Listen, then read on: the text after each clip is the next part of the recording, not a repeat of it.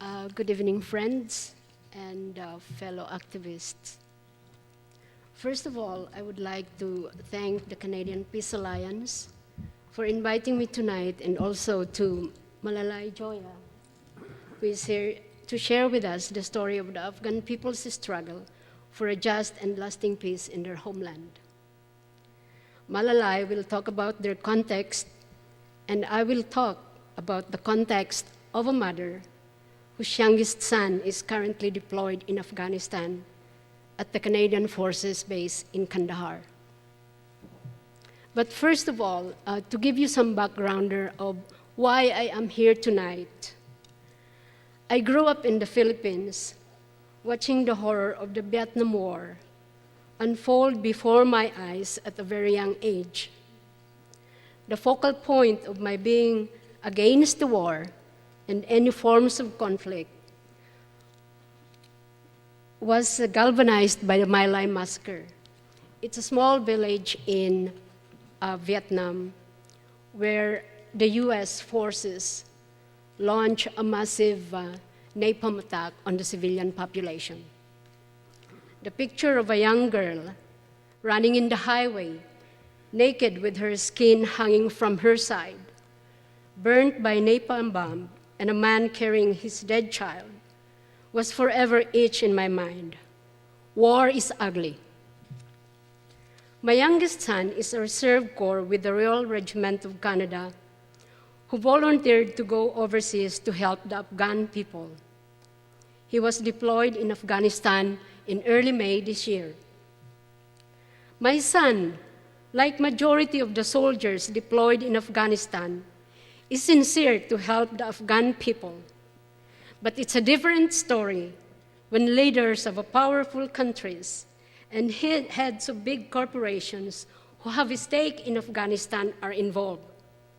You can tell that dirty politics are involved, and therefore you cannot expect transparency like what our government does.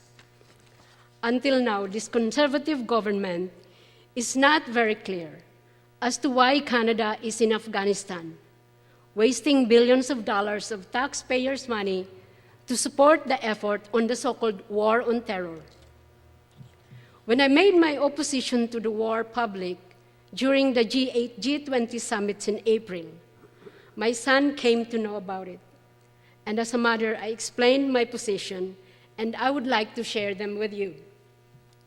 One is, not everyone in the service families want an extension of the mission beyond 2011, as this war is flawed from the very beginning with no clear objectives of what is it that we are trying to achieve.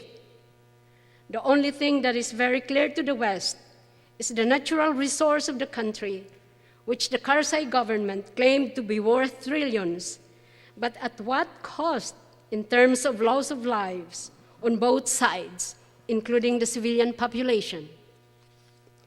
Afghanistan, this is my second point to my letter to my son. Afghanistan, whether ruled by the Taliban or a democratic but corrupt government, is still a sovereign country, and bombing and invading Afghanistan is a violation of international law and therefore unjust, not to mention the prolonged occupation that is illegal. But to justify the war and make it legal, the US and the British government dragged the UN and the NATO to the conflict. My third point, the government in the military statement, every time a soldier dies, is highly hypocritical. The show of sadness and sympathy is not deeply meant because, for me, if the government is really concerned by the well-being of our soldiers and sympathize with the families of 152 service members who have sacrificed their lives, they should have been pulled out a long time ago and no more talks about extending the mission. My fourth point,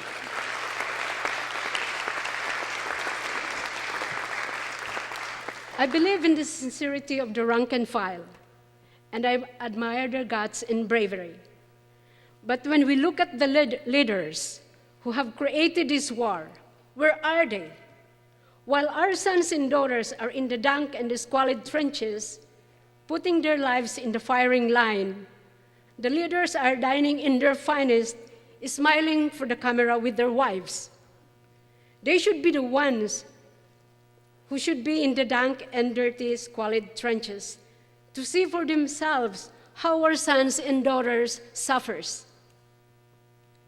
My support extends beyond mere sending of care packages or attending meetings of relatives organized by the military or boasting and giving moral support to my son.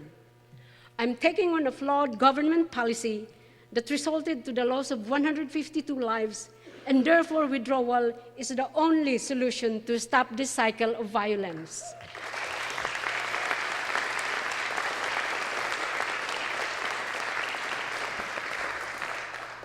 I was preparing for an overseas trip when my son called to tell me that he is due to leave in a few days for his 3-week vacation. I was not expecting his call, but like any other calls he made before, where we cannot discuss sensitive matters due to security, that day, he expressed his emotion by saying he feels sorry for the Afghan people because no one will protect them if everyone will leave the country and the Afghan army currently is so weak. My response was, the Afghan people should organize themselves to fight the Taliban and warlords, for which he answered, "Who would do it, Mom?" I wish I know the condition on the ground to be able to answer his question.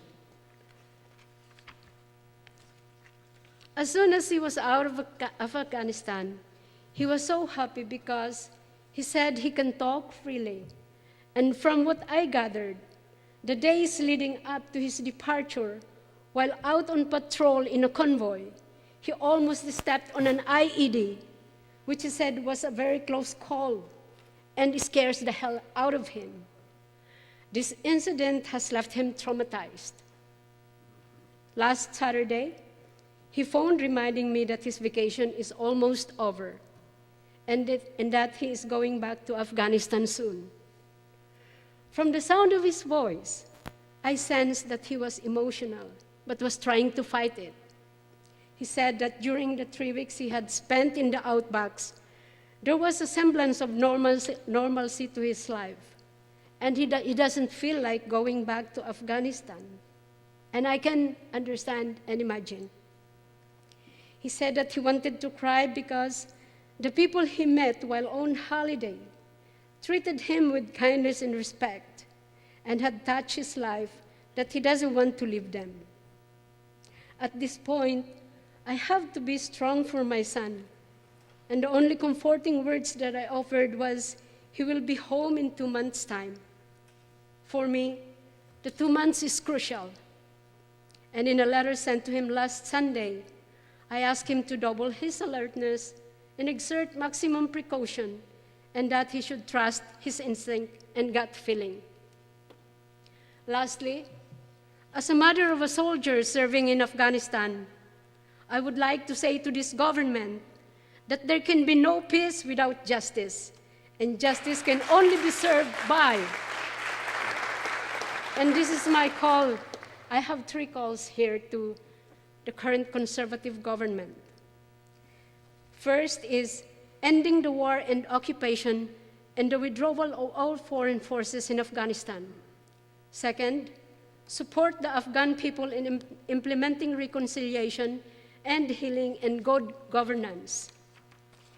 And the third, which is my last, support the Afghans in its quest for just and lasting peace in their homeland. Thank you.